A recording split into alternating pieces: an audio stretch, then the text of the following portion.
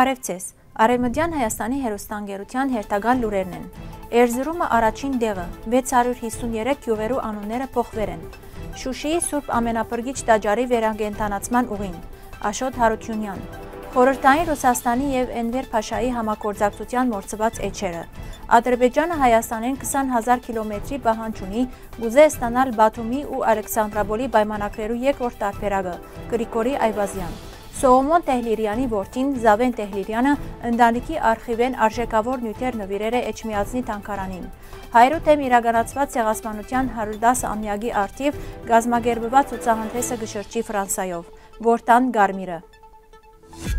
1940-2000 թվականներուն Թուրքիո գոմե բռնակրաված Արևմտյան Հայաստանի մեջ փոխվել է շուրջ 12211 գյուղերու անուն, երկրի գյուղերու 35%-ը։ Դեղանունները փոփոխությունը հատկապես ընդգրկել է Էրզրումը 653 գյուղ, Մարտինը 647, Դիարբեկիրը 555, Վանը 415, Սեբաստիան 406 և Գարսը 398։ Փոխվել են հիմնական հայկական, քրդական, վրացական և այլ ոչ թուրքական անվանումներ։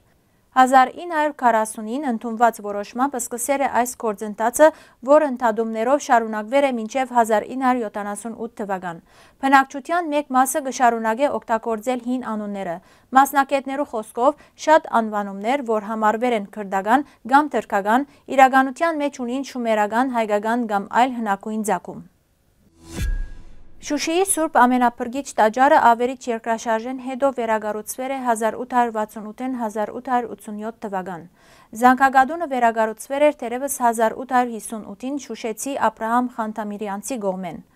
1920-ին Շուշիի հայերու ցեղասպանութենեն հետո եկեղեցին վերածվել է ցորենի պահեստի, իսկ 1950-ականներուն ոչխարներու փարախի։ Վոլոդիա Բաբայանը այցելեց Շուշի և նախաձեռնեց վերականգնումը Գարեն Դեմիրճյանի աջակցությամբ։ Ճարտարապետը իր երախտագիտությունը արտահայտեց բացառիկ նամակով, ուր տաճարի վերակառուցումը նվիրեց Դեմիրճյանի 55-ամյակին։ Նամակը կպահվի Գարեն Դեմիրճյանի թանգարանի մեջ։ Ցավոք վերակառուցումեն հետո եկեղեցին կրկին ռմբակոծվեցավ Արցախյան առաջին պատերազմի ժամանակ։ Շուշիի ազատագրումեն հետո Վոլոդիա Բաբայանը այն երկրորդ անգամ վերակառուցեց, բայց 2020-ի պատերազմեն հետո Սուրբ Ամենափրկիչ տաճարը կրկին բռնակրավեցավ, իսկ ներկայիս ադրբեջանցիները այն կվերակառուցեն առանց գմբեթի և ոսկեզօծ խաչի։ Պատմական ուսումնասիրություններու որոշ կողմեր հաճախ կմնան ստվերի մեջ, չմտնելով լայն գիտական շրջանառություն։ Այդպիսի օրինակ է Օսմանյան կայսրության նախկին ռազմական ղեկավար Էնվեր Փաշայի և խորհրդային իշխանություններու հարաբերություններու պատմությունը։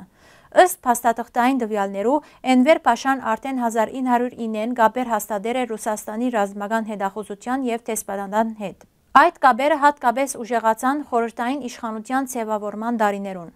Բոլշևիկները Էնվեր Փաշային կդիտարկեին որպես հնարավոր դաշնակից, հատկապես ընդդեմ բրիտանական ազդեցության տարածման։ Առաջին համաշխարհային պատերազմի ընթացքին ռուսական տարածքներուն մեջ հայտնված բազմաթիվ թուրք զինվորականներ վերադասավորվեցան և միացան տարբեր ռազմական միավորումներուն, ինչպիսիք էին իսլամական բանակի ստորաբաժանումները, որոնք գործեցին նաև Ադրբեջանի տարածքը։ Այդ ուժերը կապ հաստատեցին բոլշևիկներու հետ և նույնիսկ մասնակցեցան համատեղ գործողություններու։ Հակառակ այս բոլորին, նյութը գրեթե կբացակայի ինչպես հայկական, այնպես էլ թուրքական պատմագրության մեջ։ Թուրքական արխիվներու սահմանափակ հասանելիությունը, ինչպես նաև որոշ տեղեկություններու գաղտնի պահումը խորհրդային արխիվներու մեջ խոչընդոտել են այս կարևոր էջի ամբողջական ուսումնասիրության։ Հետաքրքրական է նաև այն, որ այդ տարիներուն բոլշևիկները կքննարկեին Թուրքիան ընկերվարական ուղիով վերակառուցելու հնարավորությունը, աջակցելով Էնվեր Փաշային և առաջարկելով նույնիսկ վերականգնել նախկին Օսմանյան կայսրության ազդեցության սահմանները։ Այս մորցված պատմական դրվագը կարևոր է ոչ միայն ռուս-թուրքական հարաբերություններու, այլ ամբողջ տարածաշրջանի քաղաքական զարգացումներու ըմբռնման համար։ Ադրբեջանի արտաքին գործերու նախարարը Աբու Դաբիի մեջ կրկին բնթել է, թե Հայաստանի Հանրապետության սահմանադրությունը տարածքային պահանջներ կբարունակե Ադրբեջանի նկատմամբ։ Իսկ Հայաստանի դրամատրած ականապատ տարածքներու քարտեզները ճշգրիտ չեն։ Վերջին օրերուն Բաքվից կհնչեն նմանատիպ հայտարարություններ։ Պատմական գիտություններու տեխնացու Գրիգորի Այվազյանի խոսքով Ադրբեջանը կշարունակե առաջ քաշել անիրագործելի նախապայմաններ, անտեսելով արցախահայության իրավունքները և սրելով սահմանային իրավիճակը։ Այվազյանը ընդգծեց, որ Բաքուն կձգտի խաղաղության պայմանագրով հասնել հայկական պետականության լուծարման։ Ադրբեջանը կպահանջի քարտեզներ, սակայն իրականության մեջ կփորձե ներկայացնել Հայաստանը որպես ականաբադ տարածքներ գծող երկիր, շահարկելով անիկա միջազգային հարթակներու մեջ։ Ան չբացառեց, որ այս գործընթացները կգրնան աճիլ նոր ռազմական հարձակողականության։ Ըստ Այվազյանի, 44 օրվա պատերազմը նաև թուրքական թուրանական ծրագրի մեկ մասն էր, եւ այսօր թուրք-ադրբեջանական համագործակցությունը կսպասի հարմար բահին ծրագիրը շարունակելու համար։ 2017-ին Արևմտյան Հայաստանի ազգային խորհուրդը դատապարտել է Երևանի իշխանություններուն կողմէ հայկական տարածքներու անվտանգութենեն հրաժարվելու անպատասխանատու քաղաքականությունը։ Այդ ժամանակեն ի վեր ոչ մեկ բան փոխված է։ Իշխանությունները կփորձեն Սարդարաբադի հերոսական նյութը նորեն առաջ քաշել, որբեսի մարդիկ մոռնան Արցախի գորուստը։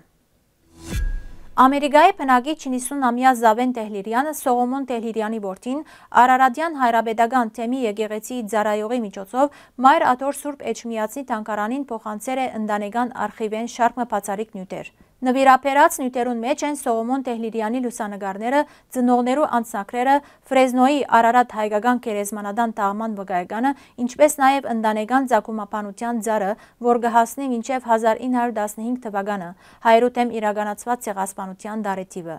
Զավեն Տեհլիրյանը, ով կդիրապետի հայրենին, կշարունակե հետևել հայրենիքի մեջ տեղի ունեցող իրադարձություններուն։ Ապրիլ 1-ին կայացավ Փարիզի ողջագեզի հիշադակ թանգարանի նախաձեռնությամբ կազմակերպված հայրու դեմ իրականացված ցեղասպանությունը Օսմանյան կայսրության մեջ խորագրով բացօթյա ցուցահանդեսի բացման արարողությունը։ Եվրոպայի խոշորագույն կենտրոններեն մեկուն մեջ, որը կսպաղի ցեղասպանության ուսումնասիրությամբ, կազմակերպված այս արարողության ներկայ էին թանգարանի նախագահը եւ դնորեն Ժակ Ֆրեշը, ցուցահանդեսի համադրող ֆրանսահայ պատմաբան Կլեր Մուրադյանը, Հայաստանի տեսփան Արման Խաչատրյանը, պատմաբան Ռեյմոն Քևորքյանը, ֆրանսահայ գազམ་ագերբություններու ներկայացուցիչներ եւ բազմաթիվ հյուրեր։ Հայկական լեռնաշխարհին մեջ ապրող փոքրիկ, բայց արժեքավոր միջադը Որտան Գարմիրը թարեր շարունակ հանդիսացել է ազգային մշակույթի անբաժան մասը։ Այս հազվագյուտ տեսակը իր նշանակությունը ստացել է բացառիկ Գարմիր ներգի շնորհիվ, որը կստացվի այդ միջադեն։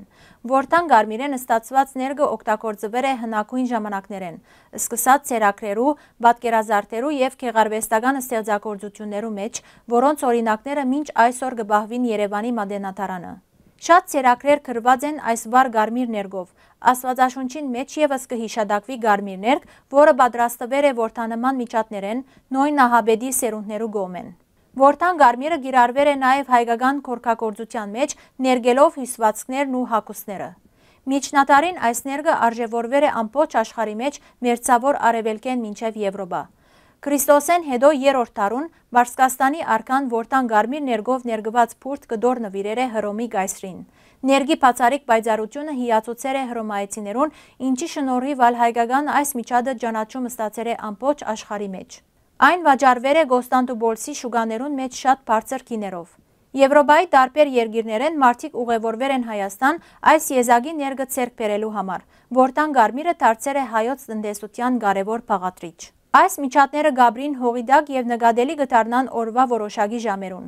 Ցավոք այսօր Որտան Գարմիրը կհամարվի ոչնչացման եզրին գտնվող տեսակ։ Որտան Գարմիրը ոչ միայն հայկական բնության մաս է, այլ հայ մշակույթի, տնտեսության եւ պատմության անբաժանելի արժեք։